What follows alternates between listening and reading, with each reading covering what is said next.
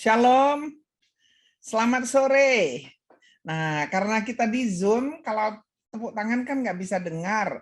Kalau suaranya dibuka nanti kan jadi kacau ya. Jadi kita begini, artinya kita itu tepuk tangan. Pakai dua tangan ke atas, satu tangan boleh ya. Kalau katakan, gimana? Apakah masih semangat? Masih semangat tuh gini ya. Kalau misalnya dengar nggak tadi pesannya? Oh dengar, ini gini ya. Oke, diberkati apa tidak? Ayo saya tanya sekarang, diberkati apa tidak? Ya, diberkati. Ya. Kalau nggak diberkati satu tangan, kalau diberkati dua tangan. Kita akan masuk kepada bagaimana kita boleh menjadi wanita idaman di tengah-tengah tekanan yang begitu luar biasa. Siapa yang kepingin keluar dari tekanan itu? Ayo, yang mau keluar dari tekanan itu ya. Yang mau nanti kita selesai dari ini sudah happy ya, happy. Terus terang saya kangen dengan DPPW apa ya, apa namanya GKT. Sepertinya udah lama sekali. Tadi katanya 2000 berapa sih? 2007 atau 2006 atau 2013 ya. Kita di Lombok. Masih ada yang ingat? Saya masih ingat saya bawa kangkung itu dari Lombok. Ya ampun jauh-jauh naik pesawat yang dibawa itu kangkung ya, dibawa kangkung. Untung loh kita ke sana. Kalau enggak mungkin enggak ketemu lagi. Siapa sih kira-kira yang ada waktu itu? Waktu di ada Meike, ada Ibu Melani ada pasti ya. Ada beberapa. Baguslah.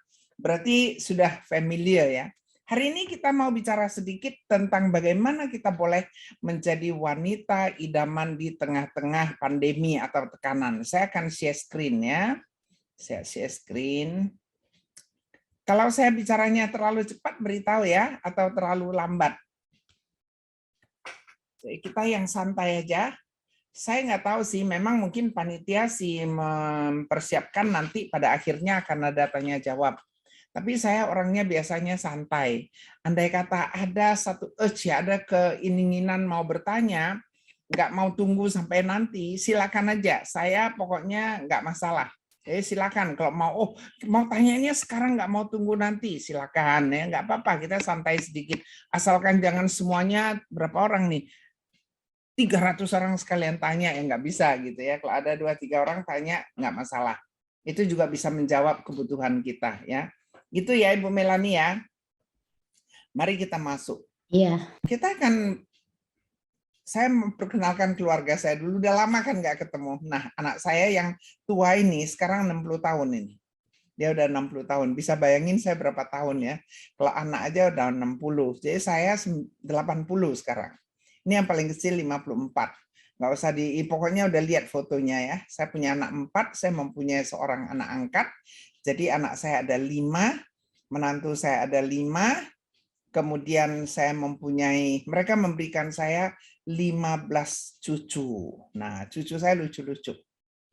Cucu saya lucu-lucu sekali dan salah satu anak saya memberikan saya cicitnya. Ini udah nikah 6 tahun yang lalu, sekarang saya punya cicit. Sebenarnya ini udah foto 2 tahun yang lalu, sekarang udah 2 tahun lebih anaknya, cuma belum bisa datang. Nah, baru mau datang minggu depan karena adiknya menikah, adik dari mamanya menikah.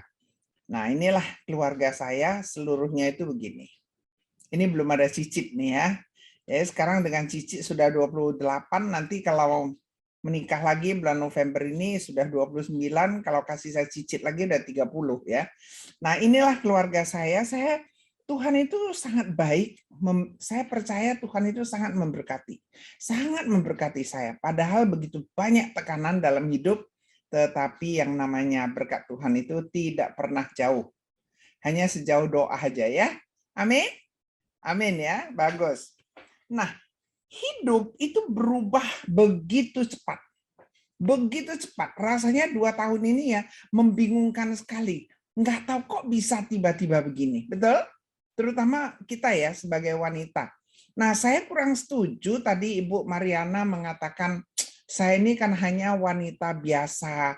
Saya ini hanya seorang ibu rumah tangga.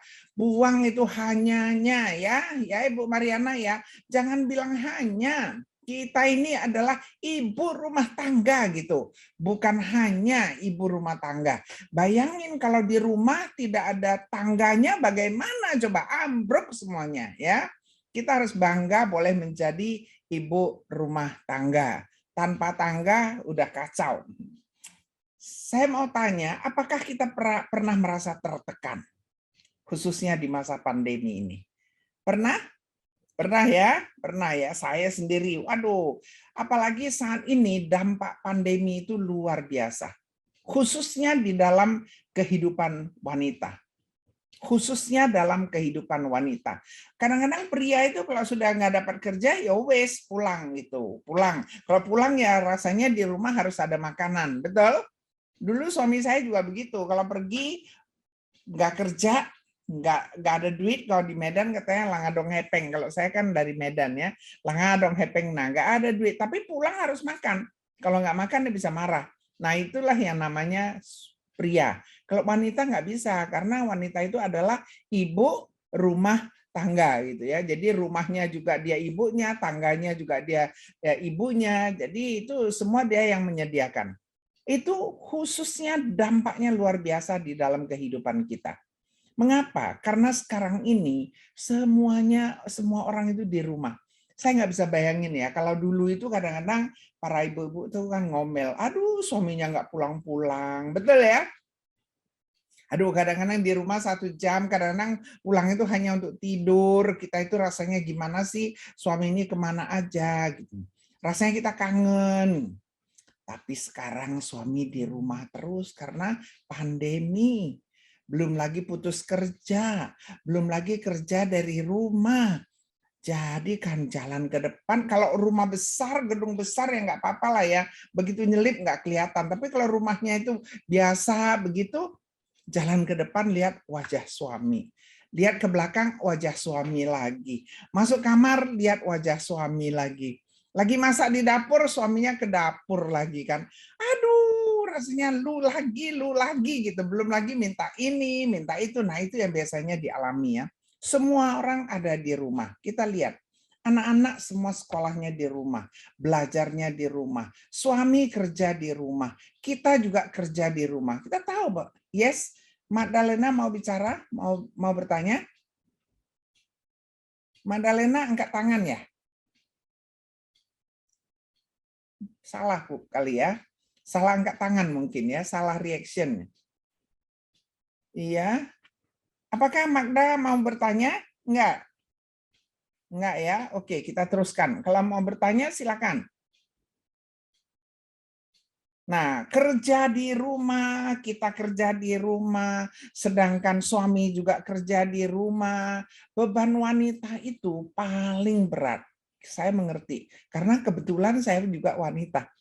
Ya, saya wanita, jadi saya tahu beban wanita itu berat sekali. Mari kita lihat, di tahun 2015, lebih dari 50% wanita Indonesia itu bekerja di sektor informal. Itu kalau yang di bank di mana itu adalah sektor formal. Tapi kita cerita yang sektor informal. Tadi kita dengar dari Ibu Mariana bagaimana memasak, bagaimana menjual, kemudian ajak beberapa teman, itu semua informal. Tidak tercatat, tidak tercatat. Bayangkan 50% lebih wanita-wanita Indonesia bekerja di sektor informal. Artinya kita para wanita ini adalah yang mencari makan untuk keluarga. Mungkin semuanya, mungkin separohnya, ya. Tetapi wanita itu bekerja luar biasa. Selama 20 bulan pandemi, wanita itu lebih banyak menghadapi tekanan dari sebelumnya. Sebelumnya saja sudah luar biasa, apalagi masa pandemi ini. Banyak sekali wanita-wanita itu telah menjadi kepala keluarga informal. Bukan saja kita kerjanya informal, bahkan menjadi kepala keluarga informal. Banyak sekali pria yang tidak bekerja lagi atau yang pekerjaannya itu betul ya katakanlah mungkin gajinya hanya tinggal separuh, tinggal seperempat. Nah, itu otomatis ia mau tidak mau wanita menjadi kepala keluarga, walaupun informal. Di satu keluarga itu kepala keluarga tetap pria. Tetapi sebenarnya beban itu banyak sekali jatuh pada wanita. Suami atau istri putus kerja tanpa pesangon, artinya keuangan bermasalah. Betul? Banyak sekali, ya. Kemudian tapi mau tidak mau sebagai istri harus membantu cari nafkah. Anak-anak mau sekolah, belum lagi nanti yang sakit, segala macam. Jadi beban wanita itu bertambah. Bukan saja harus memikirkan keuangan, juga harus memikirkan kesehatan keluarga. Ya harus beliin susu untuk anak-anak dan sebagainya. Ini semua menjadi beban wanita. Belum lagi harus menjadi babysitter. Ya nggak bisa lagi. Banyak orang kerja pun sekarang udah tidak kerja. Di rumah saya biasanya ada 2-3 orang yang kerja, sekarang nggak bisa, hanya 1. Karena kita juga nggak berani, takut nanti dia pulang, takut dia ini. Alhasil ya kita ya harus kerja gitu ya. Jadi harus bisa jadi babysitter, bukan itu saja, kita juga harus menjadi guru sekolah. Karena anak-anak sekolah di rumah, mau tidak mau, kita itu juga harus menjadi guru sekolah. Belum lagi selama pandemi, kok rasanya suami itu emosinya cepat naik. Betul nggak? Halo, betul nggak? Wah, kayaknya di GKT nggak ada ya. Oh, ada ya, ada juga ya. Ada juga. Saya pikir di GKT suaminya baik-baik, semua nggak ada yang marah ya. Jadi suami itu emosinya lebih tinggi. Mau tidak mau, itu bebannya pada ibu rumah tangga. Yang sudah berat bertambah berat. Mengapa? Karena kehidupan keluarga tidak berfungsi secara normal. Wanita itu merasa sangat tertekan. Sangat tertekan. Suami bisa main HP, tapi istri nggak bisa. Karena anak kalau lapar carinya mama, bukan cari papa. Pasti cari mama. Saya punya pengalaman itu. Jadi nggak usah, tidak perlu khawatir. Nanti saya cerita sedikit pengalaman saya ya. Jadi ya tekanan itu bertambah berat dari kanan, dari kiri. Terus kita berdoa, ya Tuhan, gimana sih kok ini pandemi ini masih mau aja di Indonesia ini. Kok terus bertahan? Kapan sih pandemi pindah gitu? Halo, halo Mr. Covid, kapan sih kamu pergi? Kita udah bosen lihat kamu di sini. Kapan kamu pergi? Tolong dong Tuhan, usirlah Covid ini. Oh Tuhan, tolonglah biar pandemi ini lewat. Tuhan, tolonglah, kita doa pagi, siang, sore. Tapi kok doa kita belum juga dijawab. Belum juga dijawab. Aduh, begitu sibuk. Rasanya kapan lagi mau baca firman? Ya ampun, yang biasanya baca tiga pasal ya, kemudian jadi 1 pasal, terus 5 ayat, kemudian 2 ayat. Sekarang mau baca 1 ayat pun nggak sempat. Kalau baca pun sambil lewat aja. Kurang waktu kita itu sudah sedikit untuk Tuhan. Karena begitu sibuk. Karena tekanan hidup begitu berat.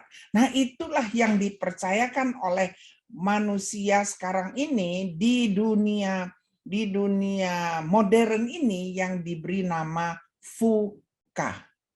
Ini yang dipakai sekarang, dunia sekarang ini sedang berhadapan dengan tantangan VUCA. Apa sih VUCA itu? V itu volatile, artinya volatile itu artinya berubah sangat cepat. Perubahannya begitu cepat, betul nggak berubah cepat? Kemarin masih tinggal di gedung, tiba-tiba sekarang sudah nggak ada. Itu yang saya dengar. Ya, kemarin itu masih kerja, gajinya begitu besar, begitu tinggi. Hari ini tiba-tiba sudah tidak ada pekerjaan. Anak-anak kuliah di mana, di Jepang, di Jakarta, di ini, tiba-tiba sudah nggak bisa lagi kuliah. Perubahan begitu cepat. Kita lihat aja sekarang PPKM. PPKM aja kita nggak tahu nanti minggu depan bagaimana, lusa ini seperti apa. Tidak ada yang tahu. Kami di Jakarta juga begitu, tiba-tiba bawa mobil udah ditahan. Katanya mulai hari ini ganjil genap lagi. Oh, ganjil genap lagi. Kita tidak tahu apa yang akan terjadi. Perubahan terus. Kemudian yang namanya hidup sekarang ini tidak lagi menentu. Nggak ada kepastian. What's going on tomorrow? Apa yang akan terjadi? Belum lagi nanti tsunami, belum lagi nanti gelombang tinggi. Ini katanya mulai hari ini sampai 2-3 hari ke depan, ini Jakarta katanya akan kena entah apalah tsunami atau dilanda badai katanya begitu kan. Nah, jadi dari situs resmi mengatakan akan terjadi. Cuman saking sudah begitu banyak, kita pun nggak mau pikir lah, dalam hati pikir ya wes lah gitu. Tadi pagi baru kita dapat satu kabar dari gereja kita yang mengatakan bahwa dia mempunyai seorang ipar tinggal sendirian, masih muda lah, orang Sufi ini juga masih muda, jadi dia ada seorang ipar tinggal sendirian. Tadi pagi sudah ditemukan meninggal sudah 5 hari di apartemennya. Sudah 5 hari di apartemennya. Nobody knows, karena hidup itu sudah begitu tidak pasti, nggak ada yang tahu. Jangan ada yang pikir, kita tahu ya sekarang hidup itu 70 tahun katanya. Kalau kuat 80 tahun. Nah, ibu-ibu, saya udah 80 sekarang. Saya lebih nggak tahu lagi besok mau jadi apa, lusa mau jadi apa. Karena sekarang sudah 80. Jadi saya nggak mau pikir, oh udahlah kalau katanya apa tuh badai mau datang ya udahlah gitu. Kalau badai datang terus mau apa gitu, mau diapain? Nggak bisa apa-apa lagi. Udah 80 hanya tinggal tunggu bukan jam, bukan menit lagi, bisa aja detik, nobody knows. Tidak ada kepastian. Kemudian hidup itu begitu kompleks, begitu ribet, begitu rumit, sampai nggak tahu lagi bagaimana mengurainya. Inilah yang digambarkan oleh dunia tentang hidup masa kini. Ini adalah yang gambaran yang disebut oleh dunia. Kemudian semuanya itu dianggap betul-betul membingungkan. Betul? Betul nggak? Kalau menganggap betul, angkat tangan dong. Wah, luar biasa. Nah, inilah yang kita hadapi. Terus kita bertanya, apa yang harus aku lakukan? Sebagai seorang wanita yang Tuhan ciptakan, apa yang kita harus lakukan? Hari ini saya mau kita belajar yang ringan-ringan saja. Ada 4 hal yang kita harus lakukan. Kalau saya bisa selesaikan tidak sampai 1 jam, lebih bagus supaya kita bisa ada tanya jawab lebih banyak. Kalau lewat dari 1 jam juga nggak masalah ya. Apa yang kita harus lakukan? Hal yang pertama, seorang wanita idaman di tengah-tengah tekanan kehidupan itu harus memiliki hati yang penuh bersyukur. Harus dengan hati yang penuh syukur. Apapun yang kita hadapi, kita harus bersyukur. Itulah yang namanya grateful. Tadi di awal kan kita sudah dengar ya, dikatakan di Mazmur adalah baik untuk menyanyikan syukur kepada Tuhan. Dan untuk menyanyikan mazmur bagi nama Tuhan yang Maha Tinggi. Pokoknya kita harus terus bersyukur. Coba siapa yang merasa bisa bersyukur? Angkat tangan. Angkat tangan, bersyukur. Bersyukurlah. Tapi ada yang nggak angkat tangan ya, kok susah bersyukur ya. Yes, Nur angkat tangan atau mau berbicara ini? Saya nggak tahu ya. Angkat tangan bisa saja begini atau bisa saja resen ya. Saya anggap angkat tangan begini aja ya. Oke, bukan mau bertanya ya. Nah, kalau tidak bertanya boleh di off-kan ya resennya. Tidak mudah bersyukur. Apanya yang mau disyukuri hari ini? Kayaknya hari ini semuanya serba tidak enak. Apa yang harus disyukuri? Ibu-ibu, saya mau cerita sedikit. Saya sekarang usia 80. Sudah banyak sekali yang saya lalui. Coba sambil dipikir, apakah Anda juga melaluinya? Saya telah pernah melalui yang namanya Perang Dunia Kedua. Tidak tahu harus sembunyi di mana. Rasanya di bawah tempat tidur pun yang namanya pelor itu bisa mengejar. Saya masih ingat bagaimana koko saya itu harus menggendong saya, taruh di bahu salah, taruh di mana salah, lompat dari jendela. Waktu saya usia 3 bulan, papa saya itu meninggal ditembak mati di Aceh. Dan sampai hari ini, saya juga tidak bisa lihat jenazahnya, tidak tahu dikubur di mana. Kita tahu hanya karena koko saya ikut. Koko saya hidup, tapi koko saya pulang itu sudah babak belur, badannya itu sudah hancur lebur, 1 tahun kemudian meninggal juga. Perang Dunia Kedua itu saya alami. Bagaimana susahnya, tidak ada rumah, tidak ada makanan. Kita itu betul-betul kalau misalnya setiap hari bisa lewat, ya sudah. Saya lihat sekarang cucu saya, cicit saya itu ya kecil-kecil sudah belajar sikat gigi. Cicit saya di Amerika itu baru bisa jalan, sudah diajarkan sikat gigi. Kan kirim fotonya ya. Jadi kecil-kecil udah belajar sikat gigi, udah periksa giginya ke dokter, sudah ini, sudah itu. Saya katakan, saya itu sampai hari ini, kalau nanti ya, tolong Ibu Melani, kalau misalnya ada yang mau bertanya, karena saya nggak tahu ini resennya memang mau bertanya atau bukan. Ya, kalau memang mau bertanya kasih tahu sama saya. Kalau tidak, jadi saya nggak berhenti kalau tidak. Tapi kalau mau bertanya saya silakan. Ajun mau bertanya? Karena saya lihat ada resen. Oh enggak ya, oke. Jadi saya katakan saya tidak pernah ke dokter gigi. Usia 80 tahun saya nggak pernah ke dokter gigi. Tidak ada kesempatan ya ke dokter gigi. Tapi puji Tuhan, gigi saya itu nggak pernah sakit, ibu-ibu. Padahal waktu kecil, saya cerita ini karena waktu itu zaman perang, kami itu tidak ada yang namanya odol. Tidak pernah lihat odol, tidak pernah lihat sikat gigi. Jadi kami itu ya membersihkan gigi itu hanya dengan, tahu nggak arang ya, arang itu digiling halus, dimasukkan ke botol kecil, kemudian itu dipakai dengan jari tangan, digini-giniin supaya giginya bersih. Karena hidup itu memang begitu susah. Sekolah nggak ada duit, ya nggak, sehingga saya itu sekolah bertahun-tahun itu nggak ada uang untuk bayar uang sekolah. Ya karena juga namanya zaman perang. Saya udah lewati itu. Tragedi 65, saya tidak tahu Anda lewati atau tidak.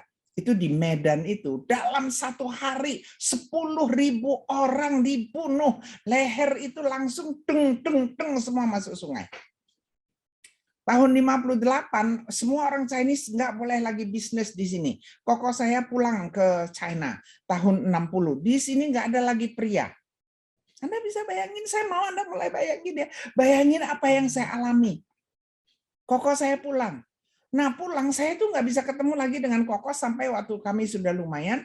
Tahun 75 saya pergi lihat koko saya di China, itu betul-betul menderitanya, ya ampun, saya nggak pernah lihat ada manusia menderita sampai begitu. Mereka itu makan pun susah, apapun susah, semua kayak tengkorak, semuanya mereka kayak tengkorak. Nah itulah hidup, itu yang namanya betul-betul susah. Ini pandemi mah tenang, nggak ada apa-apanya dibandingkan dengan itu. Jadi tragedi 65, nggak bisa bayangkan. Kalau setelah 65, kalau ada orang datang undang suami kita pergi, atau ada anak laki-laki keluar katanya mau diminta bertemu dengan lurah atau apa, make sure bahwa dia tidak akan kembali lagi. Itu manusia diikat dengan goni, kepalanya langsung deng. Jadi di Sungai Ular itu namanya, di Medan itu ada Sungai Ular ya. Itu namanya sungai itu kelihatan lah yang namanya ada badan nggak ada kepala nggak ada badan, banyak yang bukan main, banyaknya bukan main. Waktu itu segala dendam, segala sakit hati, waktu itu semua dikerjakan. Mereka kalau yang dendam tinggal panggil aja si A, si B, si Acong, si Asin, si ini panggil. Itu yang namanya pusat pasar itu kan, mereka lagi jualan, tiba-tiba mereka masuk. Anda tahu nggak itu pancung? Tahu pancung ya? Itu pancung, cuk, dari perut itu langsung tarik keluar, ada yang gendong itu apa namanya, gendong, dia punya usus sendiri, sambil jalan, sambil sembunyi, mati di belakang keranjang dan sebagainya. Itu yang betul-betul namanya tragedi. Itu tragedi. Kemudian akhir tahun 65, setelah kejadian terjadilah kita redenominasi. Saya masih ingat, saya ada uang sedikit, saya simpan. Uang 1.000 jadi 1 rupiah, nggak bisa dipakai untuk beli apa-apa. Padahal kita nyimpen itu duit ya, 1 juta. Saya ingat sekali, saya kepingin sekali beli mesin jahit. Saya kepingin sekali supaya ada bisa jahit, bisa ini gitu. Tahu nggak?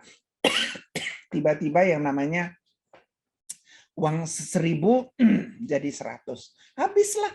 Uang itu habislah. Tahun 90 usaha saya bangkrut. Bangkrut. Betul-betul bangkrut. 98. Bayangin pendeta tinggal di tempat saya. Rumah itu semua aduh. Di Jakarta itu 40 big mall. Mall yang besar-besar habis. Yang namanya begitu banyak orang terbunuh dan 167 wanita yang kedapatan di seluruh Indonesia yang diperkosa secara berkelompok. Saya tahu karena saya ikut ambil bagian membantu mereka yang masih hidup, yang sudah nggak beres otaknya. Ini betul-betul namanya tragedi. Itulah yang namanya tragedi. Tahun 99, 20 itu ada namanya virus SARS. Itu virus SARS. Saya waktu itu saya kasih training, saya harus ke Hong Kong, saya harus kemana-mana, tapi nggak boleh naik pesawat. Tapi ya saya naik juga ya. Waktu itu memang banyak semua orang pakai masker. Saya memang kurang mengerti lah ya. Tapi untung sekali waktu itu nggak pakai masker, tapi oke, waktu itu. Nah, inilah yang namanya hidup. Nah, itulah yang melahirkan yang namanya kebencian, yang namanya ketidakadilan, yang kemarahan, yang balas dendam, yang kemiskinan, itu semua. Tetapi Tuhan bilang bersyukurlah. Bersyukurlah kepada Tuhan. Karena Tuhan itu baik. Amin. Itu semua membentuk menjadi siapa saya sekarang. Bahwasanya untuk selama-lamanya kasih setia Tuhan itu luar biasa. Jadi kita harus tetap bersyukur apapun yang terjadi di dalam hidup kita, kita harus bersyukur. Saya bisa menjadi siapa saya hari ini karena pengalaman saya di masa lalu. Itulah yang membentuk saya sehingga saya itu bisa tegar, bisa kuat. Kemarin hari Minggu saya masih jadi WL. Lucu apa enggak? Saya jadi liturgis. Sudah 2 tahun tidak. Udah enggak karena semua anak muda. Kita mulai buka nih. Udah mulai buka gereja. Terus itu anak muda bilang, mami aja ya nanti hari Minggu. Saya sampai rasanya malu gitu ya. Udah tua kok masih jadi liturgis gitu, jadi liturgos. Ya udah, tapi saya lakukan juga. Saya bilang mami nggak bisa kalau pakai masker. Kayaknya napas juga susah. Ini udah tua gitu. Katanya nggak boleh nyanyi itu harus pakai masker. Puji Tuhan kemarin itu bisa masih pakai masker, masih bisa nyanyi. Keren apa enggak? Bersyukur kepada Tuhan kalau diberi kesempatan. Bersyukur ya. Saya hanya mengerti bersyukur. Jadi pertama adalah bersyukur. Yang kedua, ingat apapun yang terjadi jangan lupa apa namanya ya? Kalau Jawa bilang apa? Bibit, bobot, bebet gitu ya. Jangan lupa siapa kita. Jangan lupa siapa kita. Kita harus bisa mengenal diri kita sendiri. Kita harus tahu siapa kita. Kita sering tidak tahu. Kita hanya dipenuhi dengan segala macam, kekecewaan, segala macam. Kita harus tahu kita itu siapa. Udah jelas pada waktu Tuhan menciptakan Anda dan saya, itu diciptakan sesuai dengan gambaran Tuhan. Luar biasa, nggak ada lagi di dunia ini ciptaan yang sama dengan manusia. Jadi kita itu sangat-sangat luar biasa. Bahkan Tuhan bilang apa? Sebelum engkau dibentuk dalam rahim ibumu, aku sudah kenal kamu dan aku sudah betul-betul merancang, menguduskan kamu dan menetapkan kamu menjadi ibu rumah tangga yang hebat, menjadi kepala bagi anak-anakmu. Amin. Amin dong, amin dong. Senang lihat Nani ya, senang ya. Ya, amin. Kita harus aminkan itu. Jadi kita adalah ciptaan yang sempurna. Pegang dada kiri sini, nggak pegang gini ya, pegang kanan ya. Beritahukan kepada kamu adalah ciptaan yang sempurna. Ayo, ciptaan yang sempurna, luar biasa. Kita ini anak Tuhan, ibu-ibu. Kita ini anak Tuhan. Siapa sih yang bisa manggil Tuhan Bapa? Cuman kita. Kita harus bersyukur kalau kita itu diciptakan istimewa. Kita diciptakan menjadi penolong, kita diciptakan menjadi ibu rumah tangga, kita diciptakan menjadi ibu pemimpin bangsa, kita diciptakan untuk menjadi ibu yang melahirkan ketua-ketua STT, pendeta-pendeta. Halo, bangga apa enggak? Yang bangga angkat tangan dong. Saya bukan Kristen ya, jadi saya itu lahir, saya itu Buddha. Saya itu dulu itu karena saya miskin, karena saya susah, saya pernah tinggal di bawah jembatan. Yang pernah dengar mungkin tahu saya pernah tinggal di bawah jembatan. Jadi saya itu tidak mau dihina. Saya mau jadi orang yang berhasil. Jadi saya mau anak saya itu, zaman dulu nggak ada. Kalau sekarangnya kuliahnya macam-macam, dulu nggak ada. Jadi saya kepingin anak saya pilihannya cuma satu di antara dua, insinyur atau dokter. Keren ya. Saya kepingin jadi orang kaya, saya kepingin satu saat anakku itu bisa dihormati, anakku itu bisa melakukan hal-hal yang hebat, gitu loh ceritanya. Boleh kan? Tahu nggak anak saya? Dari 4 anak, 3 keluarga pendeta. Nah loh, saya marah sekali pada waktu mau jadi pendeta anak saya. Marahnya bukan main. Udah kerja, udah dibayarin kuliah capek-capek, kok jadi pendeta gitu ya. Hari ini saya bersyukur sekali. Menantu saya pendeta, anak-anak saya pendeta, saya bersyukur sekali. Jadi kita itu dipilih Tuhan khusus. Kita kepingin, maunya aku mau begini, aku mau anakku begini, aku mau cucuku begini. Nggak bisa. Tuhan lebih tahu apa yang paling cocok untuk anak kita. Bukan kita yang menentukan. Jadi saya belajar. Jadi saya ngerti sekarang bahwa Tuhan menciptakan saya menjadi siapa dari anak-anak saya. Self-awareness. Nah yang ketiga, kita itu harus menerima. Apapun yang datang ke hadapan kita harus diterima. Nggak bisa kita tolak. Nggak bisa kita tolak.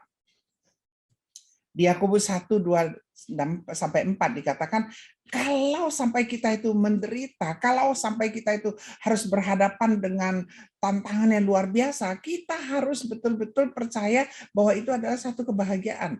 Jadi kalau ada pencobaan-pencobaan, anggaplah itu satu kebahagiaan. Karena apa? Dikatakan itu adalah satu ujian terhadap iman kita, supaya kita bisa betul-betul mencapai satu ketekunan yang membuat kita matang, yang membuat kita sempurna, dan menjadikan kita utuh, tidak kurang satu apapun. Apapun yang kita hadapi. Saya mau cerita sedikit, apa sih yang saya hadapi di dalam hidup. Ingat, hal yang pertama, badai, tekanan, pasti berlalu. Kita diciptakan harus ulet, harus pantang menyerah. Saya ada satu cerita ya. Mau denger nggak nih? Nanti udah lebih dari 1 jam nggak apa-apa ya, biar Ibu Melani yang kalang kabut nanti ya. Anak saya dulu, saya kan ditinggal suami ya. 35 tahun saya ditinggal suami saya. Anak saya nggak mau anak saya itu melihat papanya bawa wanita lain. Saya tidak mau melihat nanti ada adik-adiknya yang lain yang mereka lihat. Jadi anak-anak saya itu saya kirim ke Bandung. Karena saya udah pikir ya, yang cocok untuk sekolah itu dengar-dengar pada waktu itu saya Cina Tulen, jadi saya nggak ngerti ya gitu itu ya. Saya pikir kalau bukan Jogja ya Bandung. Kalau Jakarta saya sepertinya nggak berani kirim, takut anak saya nanti jadi nakal. Jadi pilihannya Jogja atau Bandung. Jogja terlalu jauh, saya pilihlah Bandung. Saya pergi ke Bandung. Ini cerita ya, cerita supaya bisa bikin agak dari tadi tegang terus, jadi saya cerita yang agak enak. Saya pergi ke Bandung, saya belum pernah ke Bandung. Saya carikan SMA untuk anak saya, sekolah SMA. Saya nggak kenal siapapun. Kemudian saya nginep di Hotel Trio. Setelah itu saya pagi-pagi saya bangun, saya tanya, Pak, di sini sekolah SMA yang paling bagus di mana ya? Oh, dia bilang di Top. Waduh, namanya aja Top gitu ya. Ini ada yang dari Bandung nggak sih? Ada ya? Rasanya oh nggak ada ya. Oke. Jadi saya bilang ya udah, saya terus naik becak ya. Saya bilang saya mau ke Top. Dibawalah saya ke satu sekolah, tulisannya Saint Aloysius. Saya bilang saya bukan mau ke sekolah ini Pak, saya mau ke Top. Dia bilang, inilah top. Pak, saya bilang, saya mau ke sekolah SMA top. Dia bilang, ini sekolah top. Namanya Saint Aloysius, tapi karena dia bagus, dijadikan namanya top. Oh, saya masuk. Saya bilang anak saya mau sekolah di sana, terus itu yang bagian pendidikan, saya masih ingat Pak Ronald, orangnya tinggi, gede. Dia bilang, oh nggak bisa, udah selesai, ujian udah lewat, nggak bisa. Saya bilang, tolong dong, anak saya baik, anak saya pinter, nggak bisa. Dia bilang, kalau saya terima, nah ibu ini ada yang harus keluar, nggak bisa, nggak ada kursi lagi, pokoknya nggak ada. Saya bilang, Pak, saya besok boleh datang lagi nggak? Saya padahal lama saya cerita, saya nggak bisa cerita lama, nanti waktunya bisa 2 jam ya. Jadi saya bilang, saya besok boleh datang? Oh boleh dong. Saya keluar dari sekolah, saya telepon ke Medan, saya bilang tolong itu ya ijazah hoki sama Elis, termasuk semua penghargaan, termasuk semua yang namanya medali-medali, kirim langsung ke Bandung, saya harus terima sore ini. Bongkar itu lemari saya. Bongkarlah itu lemari. Dibawa lah, dikirim lah itu, dikirim. Saya terima sore itu. Saya susun. Besok pagi saya datang ke sekolah lagi. Nggak dikasih kan, dia udah nggak mau terima nih, nggak mau terima, udah diusir saya. Saya datang lagi kan, itu kantornya itu nggak ada orang, meja rapatnya meja apa oval tuh, panjang sekali oval. Mereka lagi ngajar kan, saya susun lah sertifikat, ijazah, sertifikat, penghargaan untuk 2 anaknya. Kemudian medali emas, medali perak, semua saya susun. Meja oval itu penuh 58 sertifikat. Ditambah lagi dengan segala macam medali. Saya duduk di situ. Terus Pak Ronaldnya datang sama kepala sekolahnya. Selamat pagi. Oh ya, selamat pagi Bu. Oh ada apa Bu? Ada yang saya bisa bantu? Kan gitu kan, sopan kan. Iya Pak, tolong dong anak saya diterima. Nggak bisa Bu, saya kan kemarin sudah bilang nggak bisa. Bla bla bla. Saya bilang, Pak, saya sudah minta kirim sertifikat dan piagam dari Medan. Bapak tolong lihat sebentar. Nggak apa-apa kalau memang Bapak nggak mau terima. Kalau Bapak mau terima, 3 bulan aja. Kalau mereka nggak bagus, silakan keluarkan. 3 bulan. Dia percaya nggak? Dia kaget sekali. Cuman yang saya ceritakan bukan soal dia kaget. Yang saya mau ceritakan adalah, saya ini orangnya pantang menyerah. Kita akan banyak menghadapi tantangan di dalam hidup, tetapi kita harus pantang menyerah. Amin. Diterima anak saya. Diterima, setelah itu tahun depan saya kirim lagi 1, terus saya kirim lagi. Jadi anak saya 3 di situ SMA-nya. Kemudian yang paling kecil SMA di Medan, baru mereka semua kuliahnya di Bandung. Nah itulah saya. Tidak pernah mau menyerah. Ingat, kita harus lentur, tetapi harus kuat. Kita harus kuat, tetapi jangan mau pecah. Kita harus lentur. Apapun kita boleh lakukan, asalkan itu baik dan menyenangkan Tuhan. Tekanan memang terus kita hadapi. Tidak bisa tidak. Tetapi ingatlah, kita ini di dalam kesendirian kita harus jaga kesehatan kita. Karena badai kesehatan itu betul-betul menyerang. Betul? Jadi kita harus jaga kesehatan. Saya nggak tahu, saya sekarang 80 tahun. Puji Tuhan, puji Tuhan. Katanya kalau bicara suaranya masih keras katanya. Nggak tahu ya, kedengaran nggak suara saya? Nanti kedengaran ya.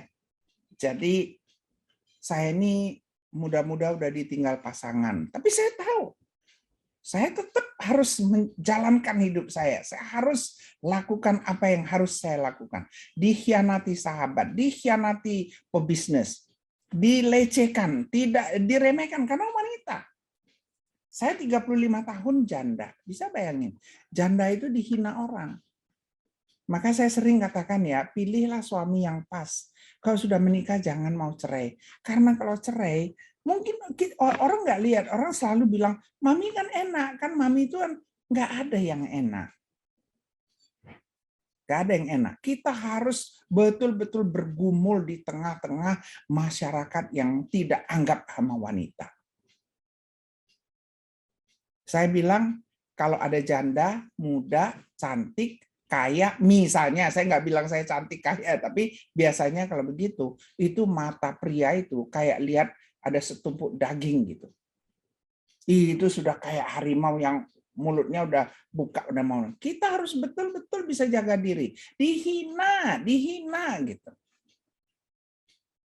Jadi itulah kehidupan wanita. Tapi kita nggak bisa khawatir.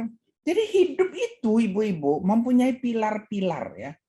Seperti saya, kehidupan keluarga hancur, ditinggal. Pilar keluarga hancur. Pilar keuangan hancur. Ya kan? Persahabatan dikhianati hancur. Jadi kadang-kadang di dalam hidup di begitu banyak pilar, pendidikan hancur. Semuanya. Jadi kalau Anda mau tanya tentang saya, kehidupan saya itu sudah nggak ada lagi pilar yang bisa dipegang. Semuanya hancur. Semuanya hancur. Setiap pilar itu dilanda oleh bukan COVID lagi, bukan pandemi biasa lagi, itu pandeminya sudah sangat luar biasa. Saya tadi cerita, saya 3 tahun papa saya meninggal. Saya nggak ada uang bayar sekolah. Putus sekolah berkali-kali sampai SMA selesai. Nikah dengan suami, suami cari perempuan terus. Nah, saya nggak sanggup bayar uang sekolah. Guru sekolah saya yang bayarin. Guru sekolah saya yang bayarin, kepala sekolah sampai tukang masak di sekolah yang bayarin. Sudah menikah, suami nggak mau kerja, hamilin wanita lain. Untuk bisa cari makan, saya jadi tukang cuci. Tukang cuci baju, ibu-ibu tahu ngerti nggak sih tukang cuci baju? Saya tadi senang lihat Ibu Mariana, dia bisa untuk masak, untuk ini. Saya tuh jadi tukang cuci baju. Saya pernah jadi tukang jahit. Saya juga pernah ngajar orang masak. Ini kan naik-naik terus tingkatnya ya. Saya juga ngajar orang main keyboard ya, main keyboard. Saya juga ngajar orang dibuat ikebana, susun kembang ala Jepang. Sampai saya juga mengajar bahasa Inggris. Saya juga mengajar bahasa Indonesia.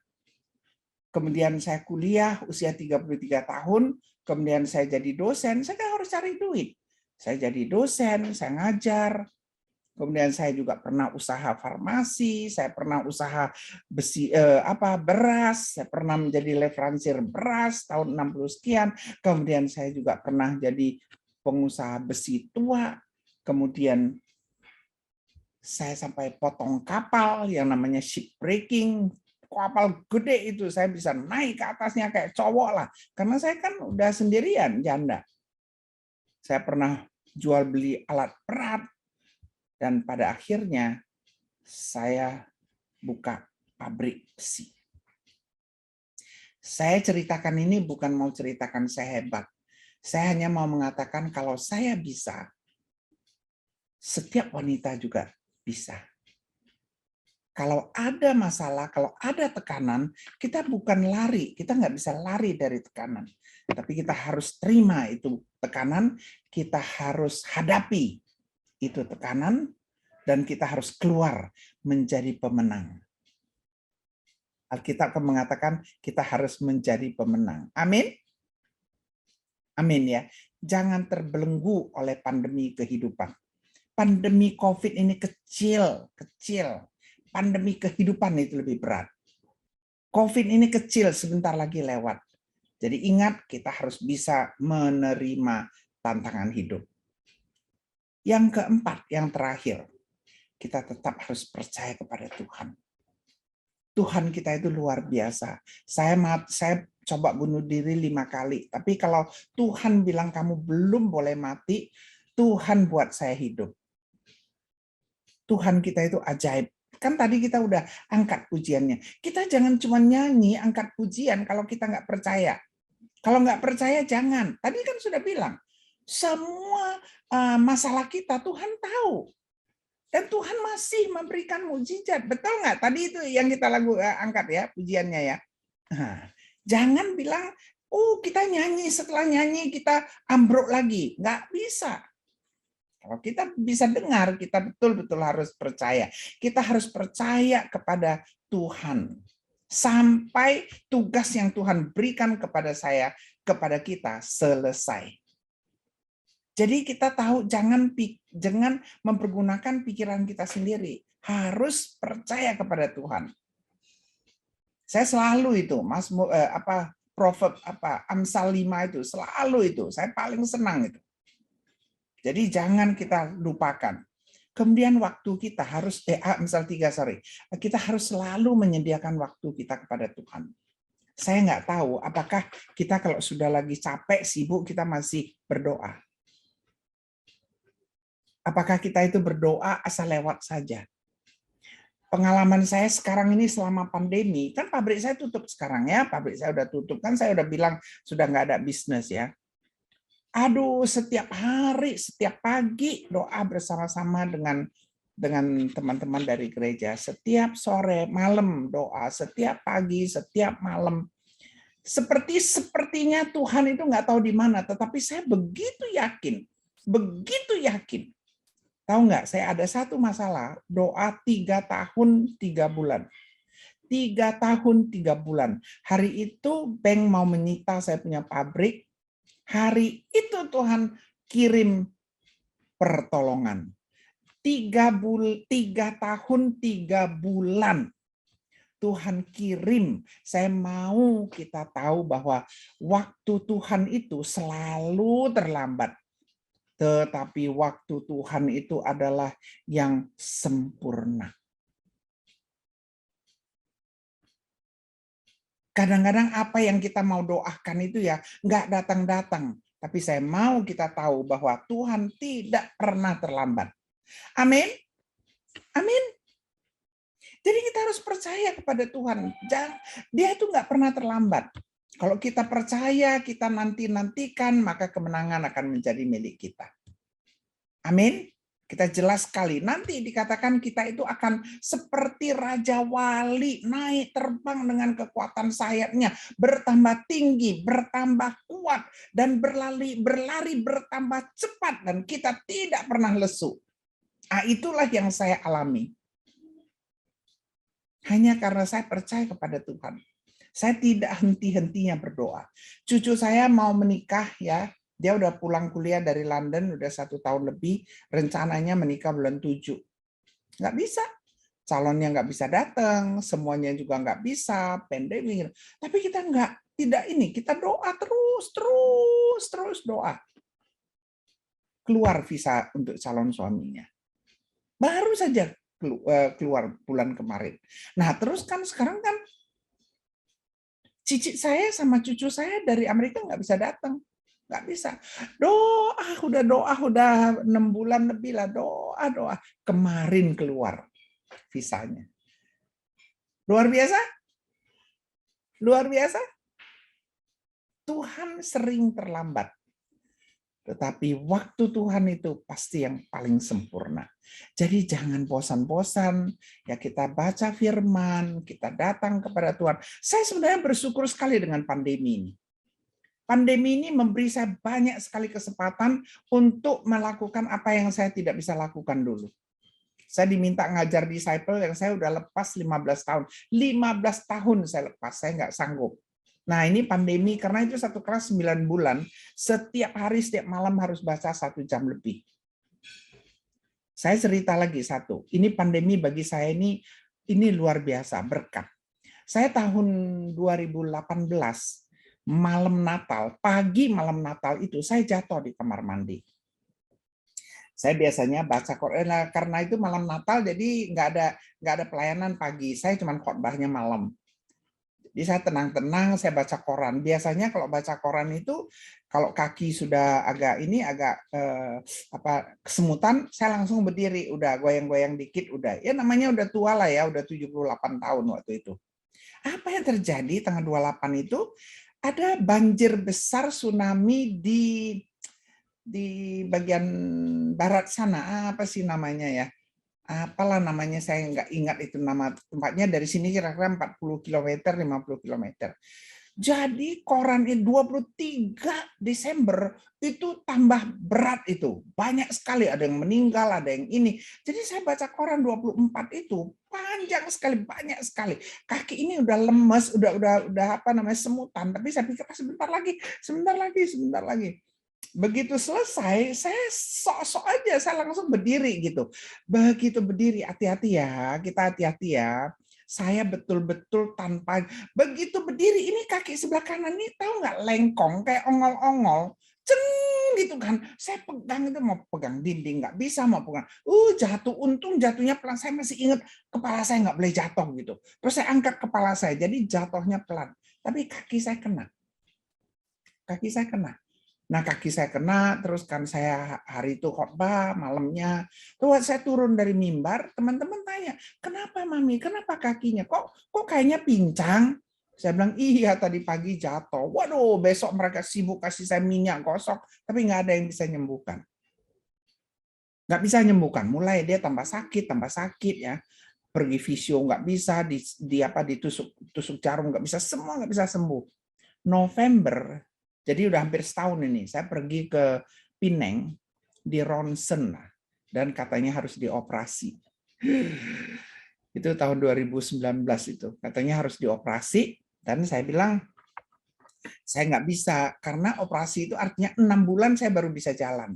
Saya bilang nggak bisa, saya ini mau ngajar ke ini, saya harus ngajar ke Armenia, saya harus ngajar ke Kambodia, saya harus ngajar ke Singapura. Saya bilang nggak bisa. Dan saya udah janji, ini kan akhir tahun, saya harus khotbah Natal segala macam. Saya bilang nanti ya habis Chinese New Year, habis Februari saya datang. Dia bilang ya udah kalau gitu. Nah, saya balik lah. Sakit memang. Saya ngajar ke Kambodia, pincang, tambah sakit, tambah lama tambah sakit. Saya harus minum obat. Saya ke Armenia. Awal Januari saya ke Armenia. Nah, salah satu yang peserta itu seorang dokter ortopedi wanita.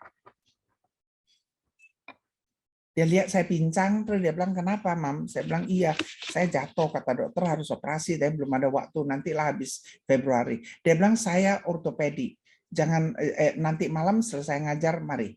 Dia lihat, dia periksa, dia lihat. Dia bilang, "Jangan dioperasi. Ini kalau bisa PRP udah bagus, cuman kalau kamu bisa tunggu, saya PRP kan." Saya bilang, "Nggak bisa, saya harus pulang, karena saya harus ngajar." Dia bilang coba cari, mungkin di Indonesia ada. Saya pulang, saya beritahukan sama anak-anak. Nggak ada yang tahu. Saya cari tanya, nggak ada yang tahu. Ya wes, kan kita kan gitu, masih tetap fisioterapi mahalnya kan main. Fisioterapinya itu mahal, nggak tahu anak saya dapatnya dari mana. Nggak sembuh juga. Terakhir seminar tanggal 10 sampai tanggal 14 Maret di hotel di Jakarta. FDS, Mel, ada FDS ya. Saya ngajar sampai tanggal 14. Jadi kan saya agak pincang gitu ya, tanggal 13 gitu. Ini salah satu itu anaknya dokter Tres. Maya itu. Dia bilang, "Kenapa Mami?" Saya bilang, "Iya, inilah mau dioperasi gitu." "Oh, jangan dioperasi. Saya kenal ada satu dokter ortopedi bagus itu di Kelapa Gading, bla bla bla." Dia bilang dia bisa lakukan PRP. Kaget apa enggak coba? Saya cari setengah mati, nggak ada yang ngerti apa itu PRP. Tiba-tiba ini dokter ini mengatakan PRP. Saya bilang bisa nggak suruh dia tunggu.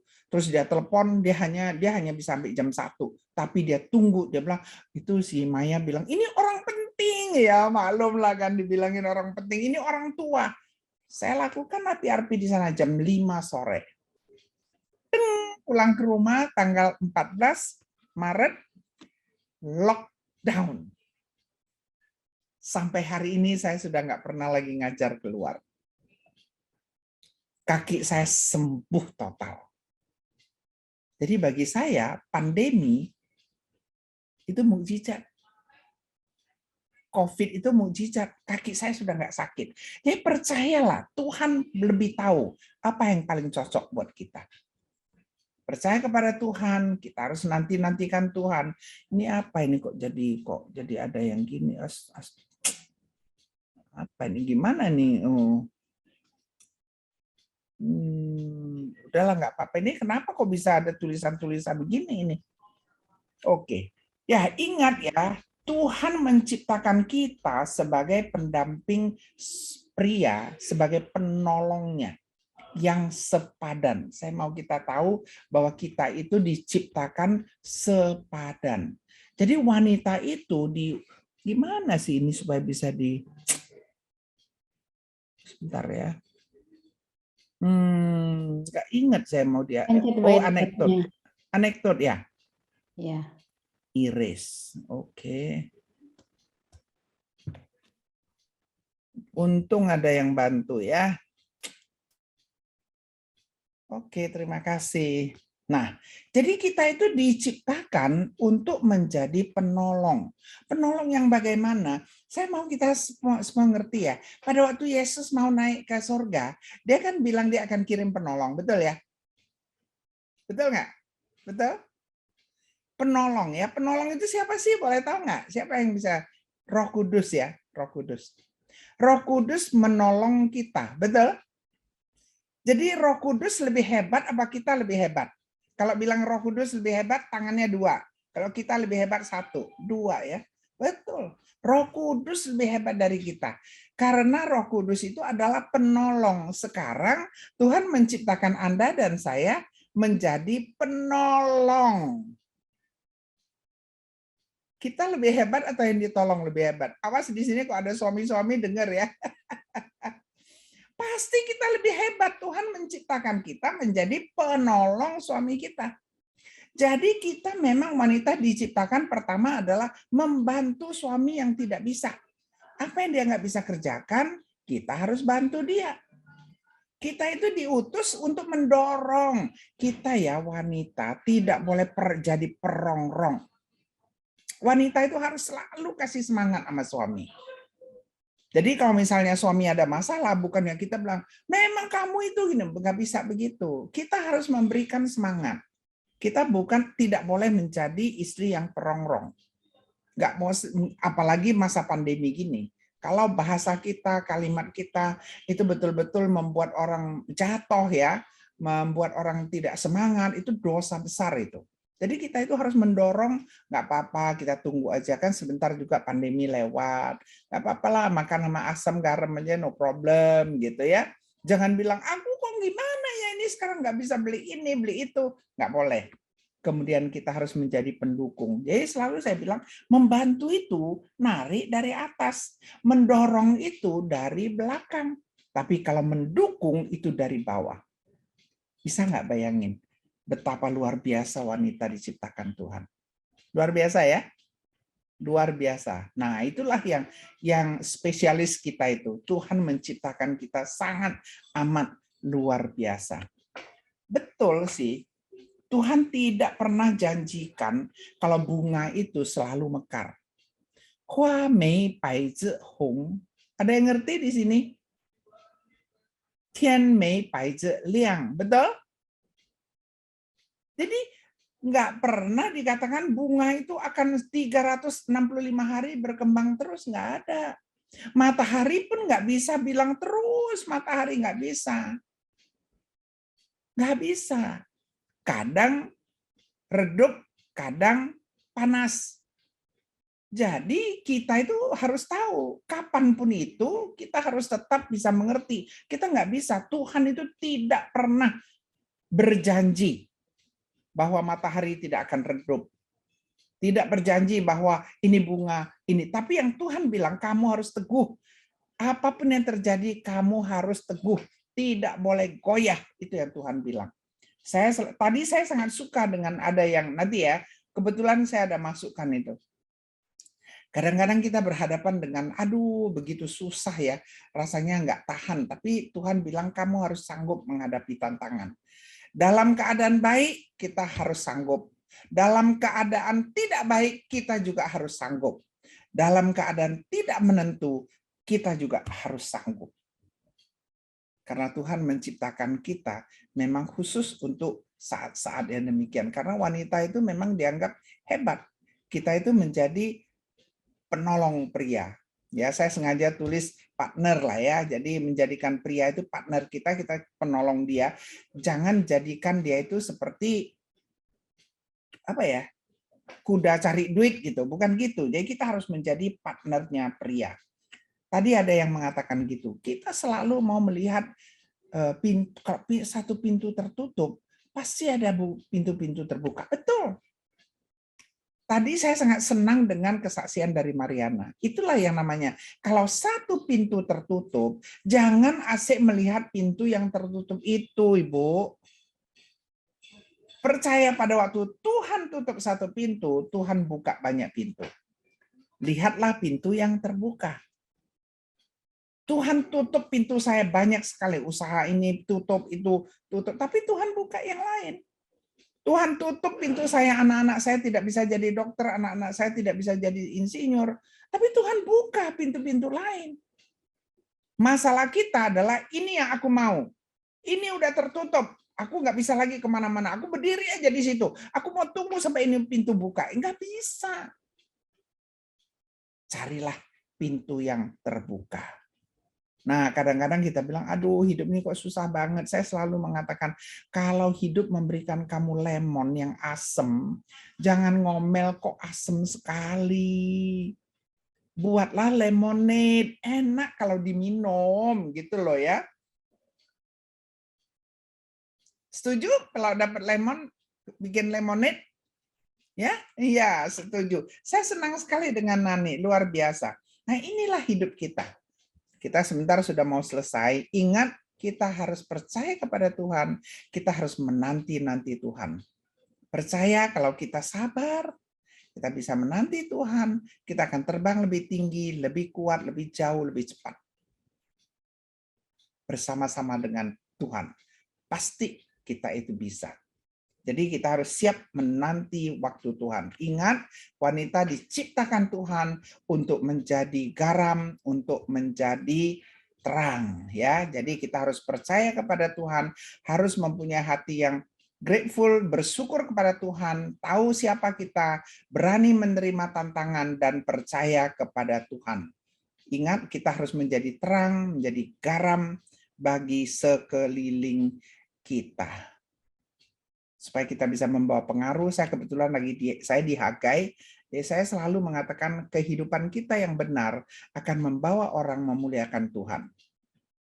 Jadi kita harus ingat, kita itu harus menjadi terang bagi lingkungan kita, supaya nama Tuhan yang dipermuliakan. Amin. Amin. Udah 1 jam ya, Mel? Oke, terima kasih. Persis ya. Thank you, puji Tuhan. Kasih tepuk tangan dong untuk saya ya. Thank you. Silakan. Baik, terima kasih Ibu Maimunah. Jadi Ibu mungkin bisa stop share dulu. Oh iya, sorry. Terima kasih.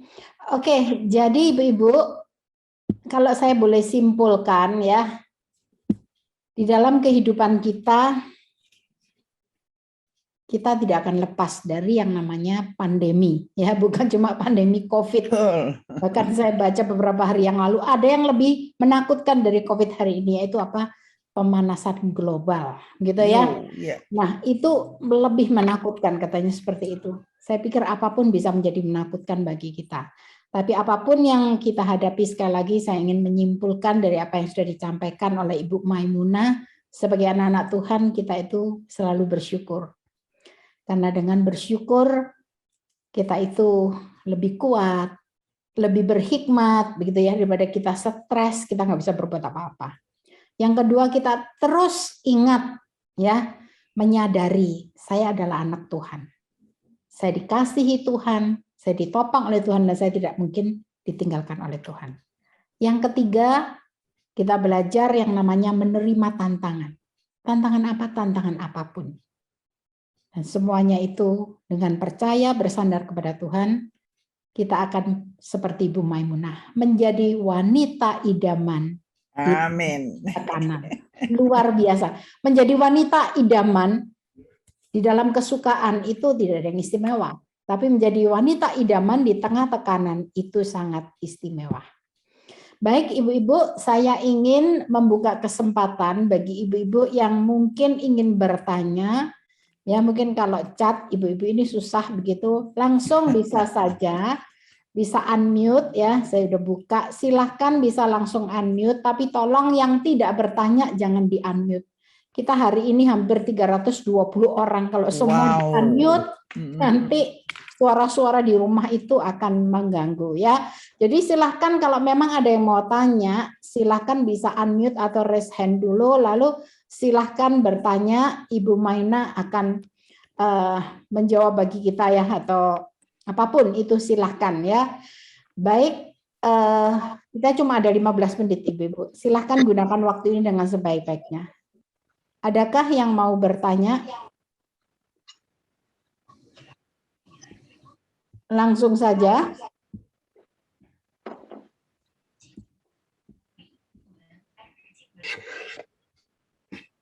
Shalom Bu Agung. Shalom. Ya. Ya, saya Lisha. Saya off cam ya supaya jaringannya ini. Bu Maimunah, yang mau saya tanyakan mengenai tentang kita harus ulet dan pantang menyerah. Kira-kira ini batasnya itu sampai mana Bu ya, pantang menyerah itu ya? Saya takutnya kita fokus kepada satu yang memang kita nggak tahu sih ya. Ternyata bukan itu begitu. Kira-kira bagaimana itu ya Bu ya? Terima kasih Bu. Baik, terima kasih Lisha. Begini ya, kalau namanya pantang menyerah, itu nggak ada batas, sama seperti harus mengampuni, itu tanpa batas. Ya, jadi apapun itu kita harus hadapi tanpa ada batas, bukannya sampai di mana, tentang apa saja, nggak bisa. Namanya pantang menyerah, whatever happen, kita itu tidak akan menyerah. Sampai kapan? Sampai Tuhan yang menjawab. Nah, itu yang luar biasa sekali. Sampai nanti Tuhan yang menjawab. Kita bisa kaget-kaget loh. Jadi kalau kita percaya, kita lakukan apa yang kita harus lakukan. Tapi ingat, di dalam menjalankan mengatasi tantangan ini, kita tidak boleh keluar jalur. Ingat, kita harus dengan cara yang benar, yang menyenangkan Tuhan. Kita tidak bisa suka-suka kita. Kita harus jalan di jalan yang benar. Percaya deh, Tuhan tidak akan tidak menjawab. Saya alami, saya udah 80 tahun. Tuhan tidak tidur. Kalau Tuhan memberikan kita cobaan yang luar biasa, artinya Tuhan tahu kita sanggup. Udah jawab, Lisha?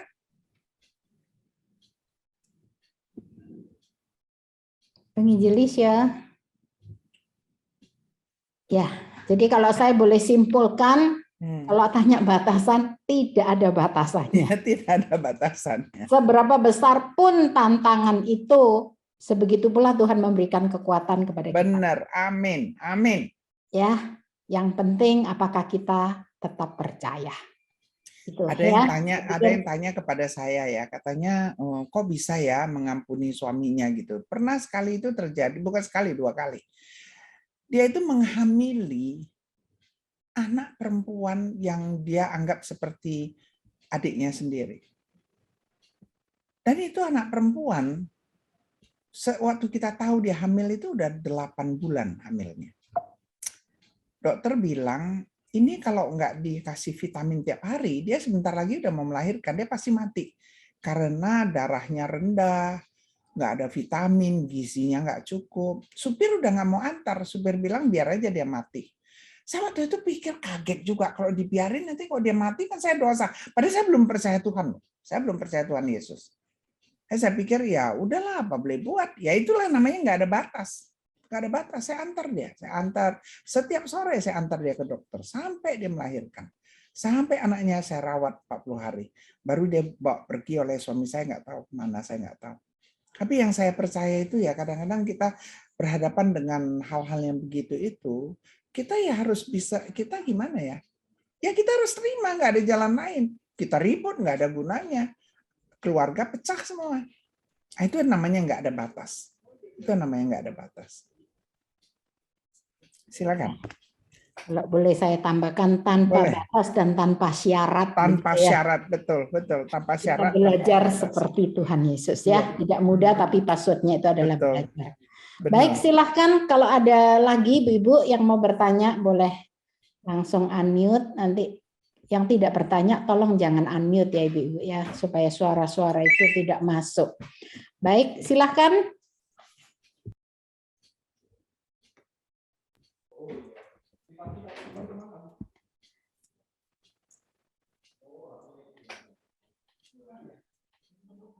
Oke, mungkin kalau belum ada yang bertanya, saya yang bertanya ya, Maimunah ya. Iya, nah, saya tahu ini adalah sesuatu yang tidak gampang begitu. Nah, mungkin kalau saya boleh tanya rahasianya apa sampai umur 80 ini masih tetap kencang, awet muda. Wah, semangat luar biasa ya.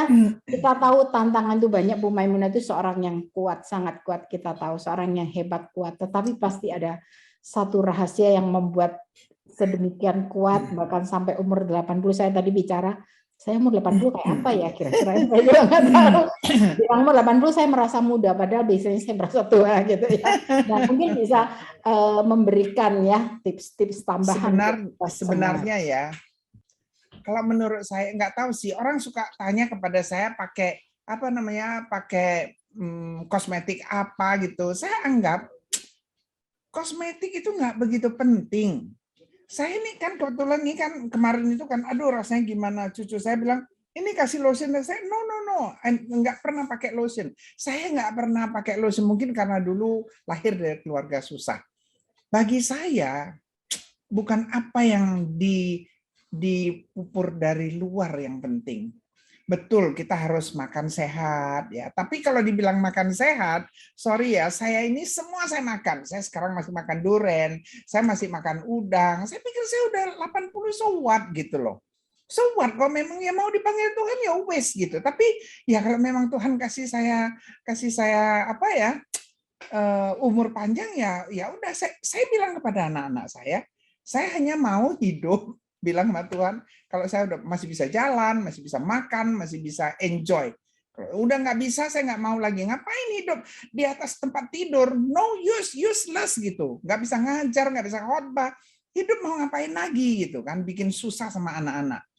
Jadi bagi saya, kalau mungkin ya, saya pikir, karena saya sendiri nggak tahu why. Orang sering tanya, setiap hari pun tanya. Tadi pun masih ada yang tanya. Tadi malam juga masih ada yang tanya. Jawaban saya kayaknya ya, lepaskan semua pikiran yang tidak baik. Percaya kepada Tuhan. Saya ditinggal suami, saya dikibulin pebisnis, saya ditipu. Saya sekarang ini baru aja ditipu, orang baru selesai. Waduh, pokoknya keren. Nah itu kalau diceritakan itu bisa jadi 3 episode 007 itu ya, saking serunya itu ya, mereka itu nipu saya. Tapi ya udah, saya tetap melayani Tuhan, saya tetap sukacita, saya tetap merasa bahwa Tuhan itu baik sama saya. Ya udah, toh orang Chinese bilang Chen sen bu tai lai si bu tai qi. Ya kan, Tuhan berikan saya bukan aja usia, tapi kesempatan menikmati. Apa sih yang saya belum pernah nikmati? Hampir seluruh dunia saya itu sudah jalanin. Kota besar, kota kecil yang orang pernah jalan, itu saya pasti sudah pernah. What else gitu loh. Sekarang udah males ya, rasanya semua udah saya alami. Nah, kuncinya itu adalah selalu sukacita. Rejoice always in the Lord. Apapun yang terjadi, percayalah itu kehendak Tuhan. Saya jangan bilang kehendak, sepengetahuan Tuhan. Jangan khawatir, saya ini udah dihina orang, segala macam. Tapi saya tenang aja. I love myself. Saya mengasihi saya sendiri. Saya tidak ingin bersusah hati karena orang buat saya susah hati. Itu urusan dia mau buat saya susah hati. Saya mau sukacita. Dan sukacita itu adalah pilihan. Sabar itu adalah pilihan. Mengasihi, mengampuni itu adalah pilihan. Jangan ada alasan. Bagaimana saya bisa mengasihi dia? Bagaimana saya bisa mengampuni dia? Dia itu begitu jahat. Loh, yang jahat kan dia. Kenapa kok kamu nggak bisa mengampuni? Itu bodoh. Orang yang tidak bisa mengampuni orang lain yang jahat itu adalah orang yang bodoh. Dia jahat, urusan dia. Kamu mau mengampuni, urusan kamu. Karena kalau kamu tidak mengampuni, kerut-kerutmu ini tambah banyak, cuk gitu. Forget about it. Pagi disakitin, malam kita udah mau tidur nyenyak. Betul? Tapi kok saya ngomong begini, orang selalu bilang, aduh nggak mungkin gitu. Mungkin, you want it or not, itu aja. Mau apa enggak? Kalau kita mau pasti bisa. Saya pernah sekali ya, ada 2 hari lah saya agak sedih sedikit gitu. Ada sedikit aja.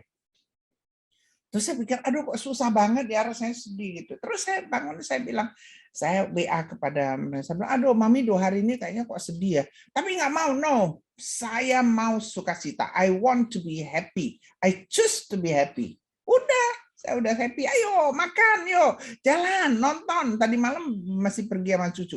Coba bayangin, udah rapat di gereja, udah jadi WL, udah capek. Malam diajak cucu nonton, ya wes nonton tadi malam masih nonton sama cucu. Enjoy your life. Hidup itu begitu singkat. Ngapain kita pakai habis waktunya untuk marah sama orang, untuk mau benci, untuk balas dendam? Forget about it. Supaya kita bisa terus nggak tua-tua ya. Siapa yang mau? Ayo, yang mau angkat tangan, yang mau angkat tangan.